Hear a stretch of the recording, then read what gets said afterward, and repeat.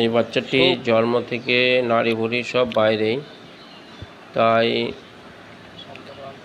এটাকে সার্জিক্যালের মাধ্যমে করা হবে এখন, কেননা ছোট্ট একটি বাচ্চা, খুবই কষ্টকর ব্যাপার। সেটার কাজ চলছে, কেননা এটা একটা জিনগত রোগ। বিকলাঙ্গ বাচ্চা, ভুঁড়িটা বাইরেই তৈরি হয়েছে, এই অবস্থায়ও বেঁচে আছে। থামো, টানিলো আগে, পানিলা টানিলো। কাজ সম্পূর্ণ চলছে, একে একে সব কিছু করা হবে। দেখা যাক কাজের মাধ্যমে কতটা সাকসেস করা যেতে পারে,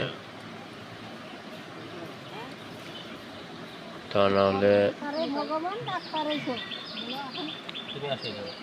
বাঁচার কোনো সম্ভাবনা নেই। এই অবস্থায় নাড়ি ভুঁড়ি কোথাও লেগে গেলে ফুটো হয়ে যাবে, পাংচার হয়ে গেলে সেটা নাড়ি ভুঁড়ি আর সম্ভব না, কেননা পশুর কোনো সেরকম সার্জিক্যাল ব্যাপার করা যাবে না।